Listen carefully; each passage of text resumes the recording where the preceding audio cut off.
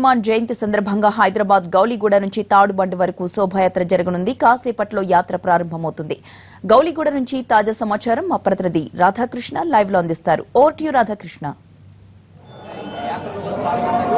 ప్రతి ఏడాది హనుమాన్ జయంతి సందర్భంగా బజరంగ్ దళ్ విహెచ్పీల ఆధ్వర్యంలో హనుమాన్ శోభాయాత్ర నిర్వహించడం ఆనవాయితీగా వస్తుంది. అదే మాదిరి ఈ ఏడాది కూడా ఇవాళ మరికొద్ది సేపట్లో ఈ హనుమాన్ శోభాయాత్ర ప్రారంభం కాబోతుంది. ప్రస్తుతం టెంపుల్లో ప్రత్యేకంగా యాగం కొనసాగుతుంది. యాగం ముగిసిన తర్వాత ప్రత్యేక పూజలు చేస్తారు. పూజలు చేసిన తర్వాత ఏదైతే యాగంలో విగ్రహాన్ని కూర్చోబెట్టారో హనుమంతుని విగ్రహాన్ని, ఆ విగ్రహాన్ని తీసుకొని విహెచ్పీ బజరంగ్ దళ్తో పాటు నగరంలో ఉన్న ఇతర హనుమాన్ దేవాలయాల నుండి వచ్చే ఉత్సవ విగ్రహాలతో కలిసి గౌలిగూడ రామ్ మందిర్ నుండి ఈ యాత్ర ప్రారంభం కాబోతుంది. 11 గంటలకు ఈ శోభాయాత్ర ప్రారంభం కాబోతుంది. అలాగే 11 గంటలకు ప్రారంభమయ్యే ఈ శోభాయాత్ర నేరుగా ఆర్టీసీ క్రాస్ రోడ్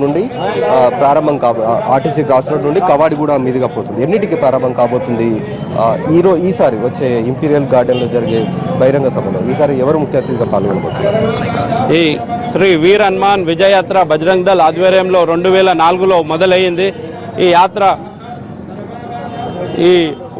ఇప్పుడు 11 గంటలకు పూజ్య శ్రీ స్వామీజీ జితేంద్రనాథ్ మహారాజ్ శ్రీపీఠం నాగ్పూర్ స్వామీజీ వారి చేతులతో ఈ యాత్ర ఆంధ్ర బ్యాంక్ చౌరస్తాలో మొదలు కాబోతుంది.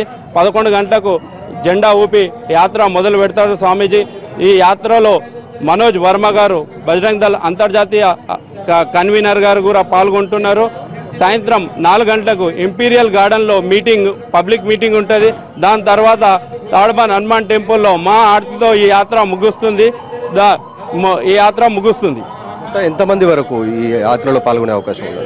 సుమారు 2 లక్షల పైన బైకులు ఈ యాత్రలో పాల్గొనే అవకాశాలు ఉన్నాయి. అలానే 4-5 లక్షల మంది హిందూ యువకులు పాల్గొనే అవకాశాలు ఉన్నాయి. 2004లో ప్రారంభమైన ఈ శోభాయాత్ర కొనసాగుతూనే ఉంది. మొత్తం 2 లక్షల మందికి పైగా కూడా ఈ యాత్రలో పాల్గొంటారనేది బజరంగ్ దళ్ విహెచ్పీకి సంబంధించిన వాళ్ళు చెప్తున్నారు. అలాగే కొద్దిసేపటి క్రితం ఎదురుగా మనం చూస్తున్న లారీలో ఏర్పాటు చేసిన సౌండ్ సిస్టమ్స్ ఏవైతే విహెచ్పీ బజరంగ్ దళ్కి సంబంధించిన వాళ్ళు ఏర్పాటు చేశారో వాటిని మాత్రం ర్యాలీలోకి అనుమతించమని సౌత్ జోన్ డీసీపీ సత్యనారాయణతో పాటు ఇతర పోలీసు అధికారులు చెప్పడం జరిగింది. కొద్దిసేపటి వరకు కూడా వాళ్ళతోటి వాగ్వాదం పెట్టుకున్న తర్వాత ఉన్నతాధికారులకు సమాచారం అందించడం, ఎందుకంటే 2 లక్షల మందికి పైగా కూడా భక్తులు వస్తారు కాబట్టి ఆ సమయంలో ఎలాంటి ఆదేశాలు ఇవ్వాలంటే అంటే కార్యకర్తలు క్రమశిక్షణగా వెళ్ళాలన్నా కూడా సౌండ్ సిస్టమ్ అనేది కంపల్సరీగా కావాల్సి ఉంటుంది అనేది వాళ్ళకు వివరించడం జరిగింది.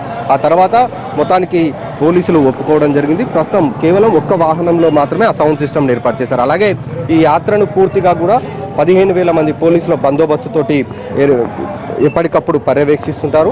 అలాగే యాత్రను పూర్తిగా ఎప్పటికప్పుడు కవరేజ్ చేసేందుకు సుమారు 15,000 కెమెరాలను కూడా ఏర్పాటు చేస్తారు. ప్రస్తుతం మనం ఒక వాహనం చూస్తున్నాం. సీసీ కెమెరాతో కూడిన మౌంటెడ్ కెమెరా వెహికల్ అది రక్షక్ పైన దాన్ని ఏర్పాటు చేయడం జరిగింది. దాన్ని ఎదురుగా మనం చూస్తున్నాం. ఆ సీసీ కెమెరాలో రికార్డ్ అయిన దృశ్యాలన్నీ కూడా నేరుగా కమాండ్ కంట్రోల్ సెంటర్లో ఉన్న స్క్రీన్స్కి అనుసంధానమై ఉంటుంది. అక్కడ ఉన్న కమిషనర్ ఎప్పటికప్పుడు సిబ్బందికి ఆదేశాలు జారీ చేస్తుంటారు. ఎలాంటి అవాంఛనీయ సంఘటనలు జరగకుండా చాలా ప్రశాంతంగా కొనసాగేందుకు కూడా ఏర్పాటు చేశారు. 11 గంటలకు ఇక్కడ నుండి ర్యాలీ ప్రారంభమైన తర్వాత కోటి ఆంధ్ర బ్యాంకు చౌరస్తాలో హనుమాన్ చాలీసాను చదువుతారు. ఆ తర్వాత నేరుగా RTC cross road Kavadiguda Paradise మీదుగా తాడుబండుకు చేరుకుంటుంది. సాయంత్రం 5 గంటలకు బహిరంగ సభ ఏర్పాటు చేస్తున్నారు. ఇందుకు ఈ బహిరంగ సభలో అంతర్జాతీయ విహెచ్పీ అధ్యక్షులు కూడా వస్తున్నారు.